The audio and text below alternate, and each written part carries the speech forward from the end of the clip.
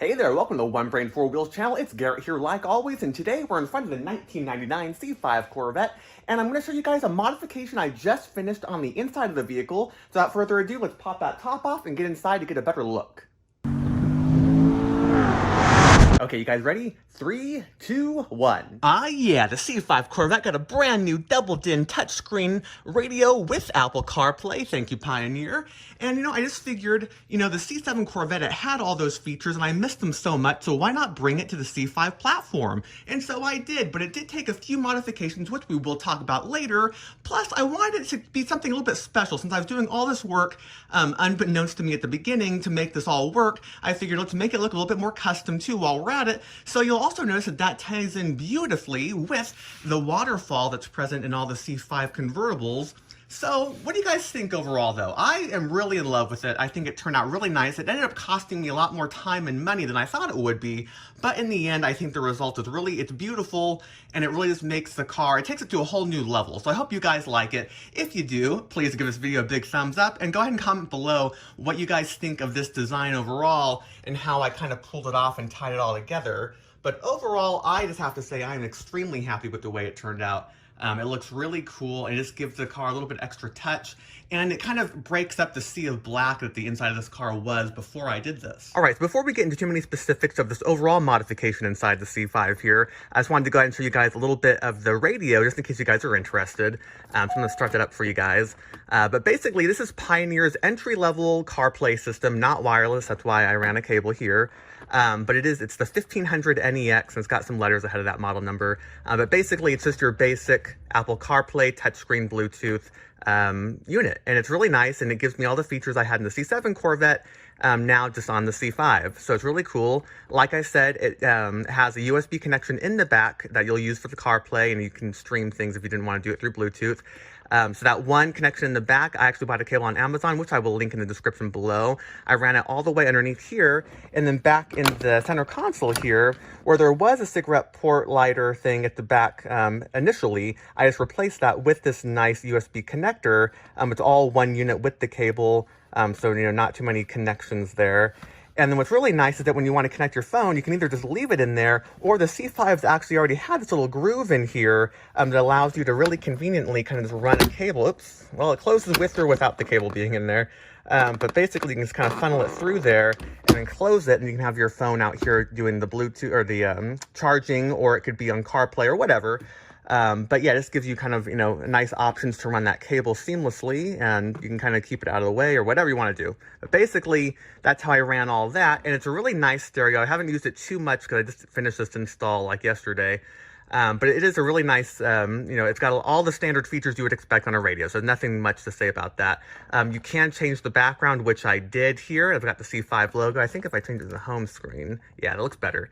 But yeah, overall, very pleased with the radio and the whole install. However, it was a bit more complicated than I thought at the outset.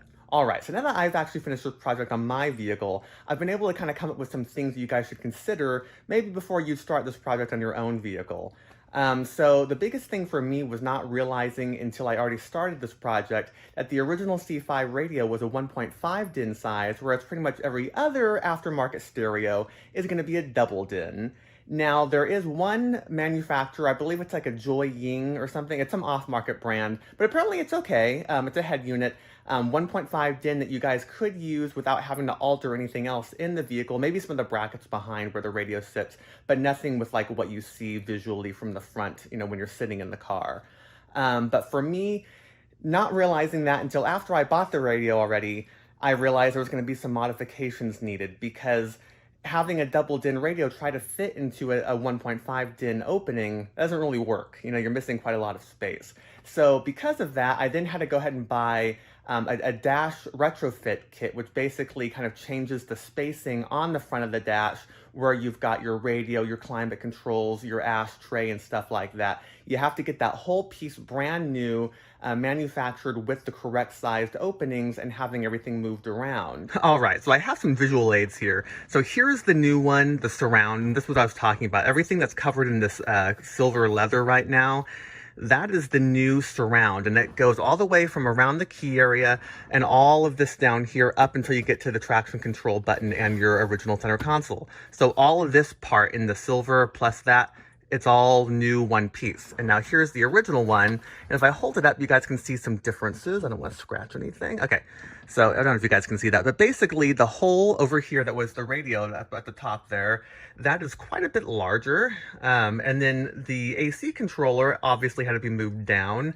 And then I have lost the ashtray, and instead I've got a much slimmer little cubby there with the lighter.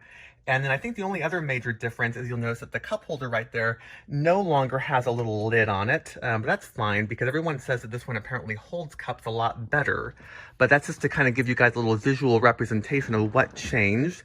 And so with this new kit, they actually supply you with everything you need to go ahead and relocate some stuff. So the AC controller, like I said, it needed to move down a little bit to make this hole bigger, that space. So they supply you with this thing, and basically what you do is when you dismount the AC controller from where it was, you mount this like the AC controller was kind of there, and it gives you new holes to go ahead and drill out with a 1/4-inch drill bit. To go ahead and make new mounting holes for that to be lower. So it's all included, and it's idiot proof essentially. You just kind of stick this up and drill the holes where it tells you on the information pamphlet, and that's a really easy fix. Now to fit a head unit up here, basically behind this with the original factory radio, there were a lot of brackets kind of between this and on the top of this, kind of holding and giving support to the original radio. So, you know, if you want to see more about how to do that, I think it's Drive Hub. He did a really good video on basically the actual install of everything like this. And I actually used that for reference to kind of help me along in this project. So if you guys want to see more of that, I'll go ahead and link his video below or maybe up here somewhere. That's really helpful to get specifics on how to actually do this whole install. But just, you know, for a quick overview, it's not that difficult. You do have to do some modifications behind, and you have to buy this dash kit, and that's pretty much what I'm trying to tell you guys. So then, besides getting this new dash kit, the only other thing you need to buy, if you're just changing out your head unit, but you don't want to change anything else with the audio system in your C5 Corvette, and that was me, because I didn't really want to get into adding amps or changing speakers. I didn't want any of that. I just want something simple. I really just wanted Bluetooth and Apple CarPlay. That's all I wanted.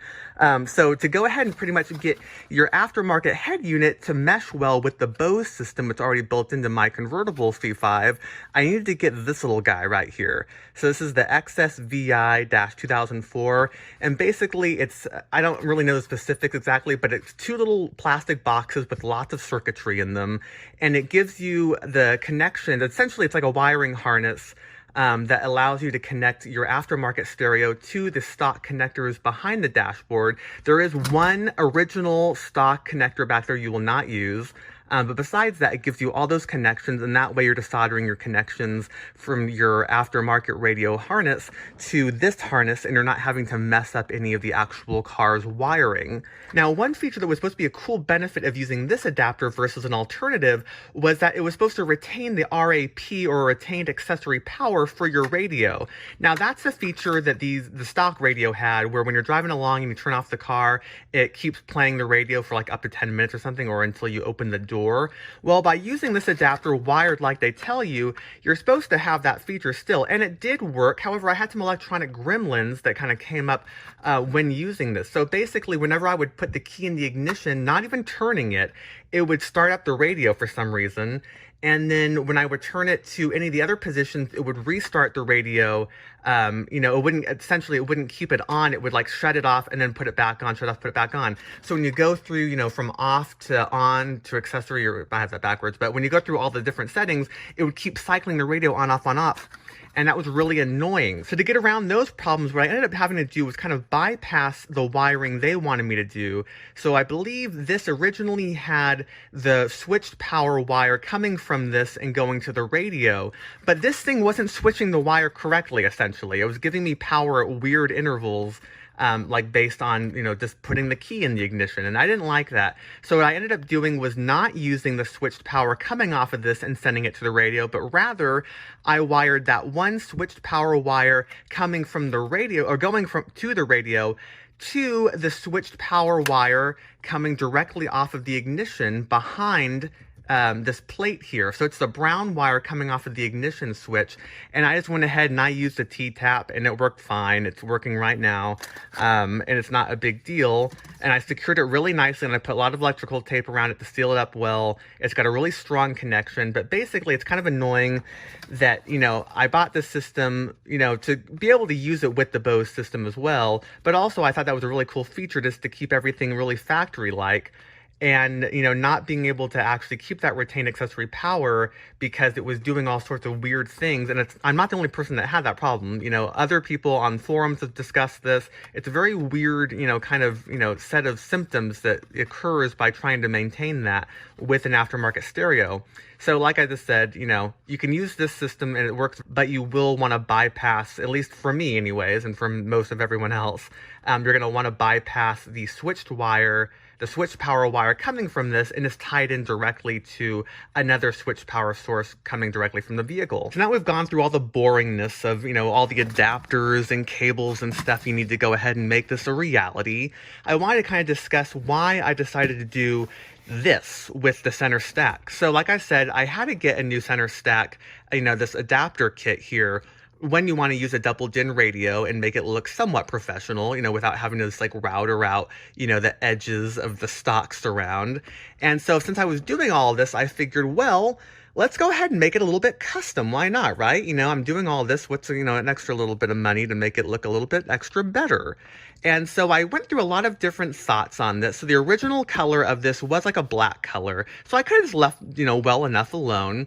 And then other people, they've simply gone and taken the stock surround here, you know, the one that they bought as an adapter, and they've sprayed it with a paint to make it look a little bit closer to the original dash and stuff, even more so than it would have came directly out of the box.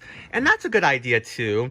And then I saw people online, some people have lined these with like Alcantara, some people have painted this entire thing like the body color of their vehicle, and that would include all this over here. And then maybe you could even go around here and kind of tie this in by painting this upper section as well. There's lots of different options, but for me, I wanted something, you know, a little bit better than pink. I want it to wear a little bit nicer, just in case, you know, I drop keys or stuff on here. I didn't want it to chip up over time. And so that's why I decided to go with the leather here. And then, you know, when you stand outside of the car, I think it looks really cool too, because you kind of walk up, you know, and you kind of come back here, and this ties in the inside of the vehicle even more so with the outside of the vehicle. And it also ties in that waterfall, because the waterfall was always a cool touch on the convertibles, because even my C7 had that, the second one I had, where it tied in the outside of the car into the inside. And I thought that this just looked really nice, being able to kind of bring that up even more so.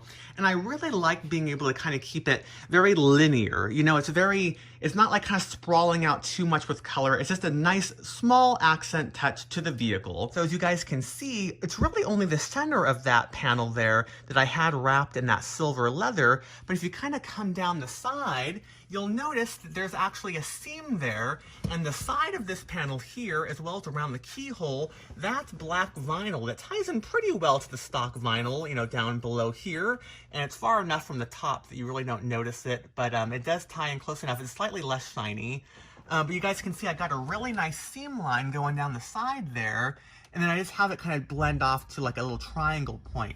If I come around the other side of the vehicle, you guys will actually see that it mimics the other side of the car, you know, very well. So I'm getting a really cool mirror image effect between the two sides, which I think is just another little touch that, you know, most people might not notice, but I do, and I think it's really cool. All right, so one last look. You know, like I said, I'm really stoked about this. I think it looks really nice. The fit and finish of that kit, you know, is good. I think it's a metric kit, but it could just be a generic since I got it off of eBay. But either way, it fits really well. There is a little bit of gappiness around the ignition switch over here, but you don't notice it too much because it's all black. I'm not really sure there's anything I could do to fix that anyways, because the plastic surround around the keyhole actually, that is fixed to the keyhole itself, so it's not something that kind of goes over the plastic surround here. So like I said, I don't think there's anything I can do about that. That's just kind of the way it is, unfortunately. But besides that, I can't really complain about anything else on this project. picking out the leather color, for instance, I brought in this waterfall to my upholsterer and said, what can we find that kind of matches this? And I was thinking like, okay, maybe like a grayish leather would look good. And he actually found this one, which has a really nice shine to it. So it almost kind of looks like paint, but it is soft to the touch. So it's a much better quality finish than paint would be, but you're still getting the nice matching, which I wanted. Now, the only pitfall to that I've realized is that, first thing first is I picked real leather, and a quality of leather is that it does stretch differently on different places of the hide, and that's just the quality of it being a natural, material. And so on some, parts of this, like for example, here in the bends, I've got a lot more, I don't want to call it wrinkling because it's not wrinkle, it's just that it's stretched differently, so it's got more of like a ridginess to it versus like some areas are a lot more flat. And on this side, for instance, that is all completely flat on the surface of it, and it's the same exact bend, but it just stretched differently over here than it did over here. And so it's not really a big problem, but if you like everything to be completely consistent across the whole thing, then leather's not going to be for you. You might want to either try a different grade of leather or do a vinyl, but the vinyl would be harder because it's a little bit thicker, and getting all these bends just right, my upholsterer said, would actually be really difficult, so he was happy that I picked leather. But like I was saying, the color I picked with that shiny, finish on it, it's a little bit more difficult because also, that's going to pick up the lighting a lot more. And so all of those ridges are going to be even more pronounced, and a little bit of wrinkling here and there. All that stuff, the imperfections are going to be more pronounced because it's a shinier material. So all of that is going to get picked up by the light and just amplified. So anyhow, getting past all of that, like I said, I'm super stoked about it. So I'm going to stop talking because I'm just going to keep saying the same thing, and that I'm really happy with the way it turned out. I think it's, just in a couple words, it's seamless. It really, ups the ante as far as, the quality of the inside of the vehicle, and it just gives it that extra little something, a little pop that really makes the inside of the vehicle just look a little bit better to me. And on top of it, I got my stereo, which is all I wanted. But anyhow, I hope you guys enjoyed what I did with the C5 Corvette. I'm going to enjoy it because I won't have to keep an earbud in my head if I want to listen to my Apple Music anymore, which will be nice. And it just, it's a little something. I always like little projects on the vehicles, and so this was a fun one, even though, learning how to wire a radio, that was something new for me, and I'm not really into like car electronics that much, but it was something new to learn, so it was fun. And being able to kind of, come across all these little pitfalls of this project and think of an alternative or a way to kind of move past it, it ended up leading me in a good place because I got a cool, product at the end with this interior, so I'm very happy with it. But anyhow, if you guys enjoyed the video, please give it a big thumbs up. I would really appreciate it. And, like I said, leave a comment below what you guys think of this project and how it turned out in my vehicle, or maybe if you guys have any other ideas of other things I might want to do on the inside of my vehicle. If you want to see more videos of me doing fun things with all the vehicles I've got, the C5 Corvette, the 2003 Suburban, the 2016 Jeep Grand Cherokee, the 1988 Pontiac Fiero, and the 1977 Cadillac Eldorado, then please subscribe to the channel One Brain, Four Wheels. And until next time, guys, I hope you guys have a fantastic day. Thank you once again so much for watching, and I will see you guys next time.